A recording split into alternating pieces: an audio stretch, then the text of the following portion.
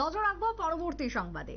দুর্গাপুজো এবং ধনতেরাস উপলক্ষে রাজ্যের একাধিক গয়নার বিপণীতে ছিল একের পর এক আকর্ষণীয় উপহার, এবং যারা সেই উপহার গুলোকে জিতেছেন, অর্থাৎ যারা বিজয়ী হয়েছেন, তাদের হাতে এবার স্কুটি তুলে দেওয়া হলো। কোন গয়না? না, রাধাকৃষ্ণ জুয়েলারির পক্ষ থেকে এবার শারদীয়া স্বর্ণবাহার ধনতেরাস উপলক্ষে যে 5জন বিজেতাকে তারা খুঁজে নিয়েছিলেন, সেই 5জন বিজেতাকে স্কুটি তুলে দিলেন রাধাকৃষ্ণ জুয়েলারি কর্তৃপক্ষ। আগরতলা প্রেস ক্লাবে একটি অনুষ্ঠানের মধ্য দিয়ে 5জন বিজেতার হাতে প্রদান করা হলো সেই সমস্ত স্কুটি।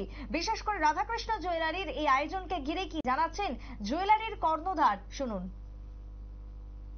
সাংবাদিক ভাই ও বোনেরা এবং আজকে আমাদের মেগা ড্র বিজয়ী যারা আছেন, সবাইকে আমি অসংখ্য ধন্যবাদ জানাই যে আপনারা আজকে আমাদের আমন্ত্রণে সবাই উপস্থিত হয়েছেন। আজকে আমরা শারদীয়া স্বর্ণবাহার ও ধনতেরাস ধনবৃদ্ধি অফার যে ছিল, তার যে মেগা ড্র ছিল 5টি স্কুটি, এটা আজকে আমরা সম্পন্ন করতে পেরেছি। এই 5জন লাকি ড্রর মাধ্যমে 5জন বিজয়ী আমরা বেছে নিয়েছিলাম। এই 5জন বিজয়ীর হাতে আমরা আজকে 5জনকে 5টি স্কুটি তুলে দিয়েছি, দিয়ে আমরা এই অফারগুলি কর্মকাণ্ড সমস্ত কমপ্লিট করেছি।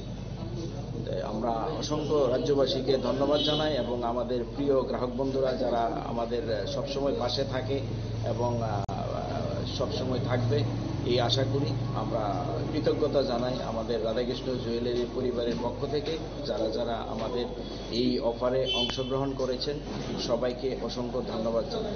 এবং আমরা প্রতি বছরই আমরা এই বিভিন্ন অফার রাখি, আয়োজন করে থাকি। এবারও আমরা 22শে ডিসেম্বর থেকে 5ই জানুয়ারি 2025 আমাদের মেরি ক্রিসমাস এবং নিউ ইয়ার স্পেশাল অফার চলছে।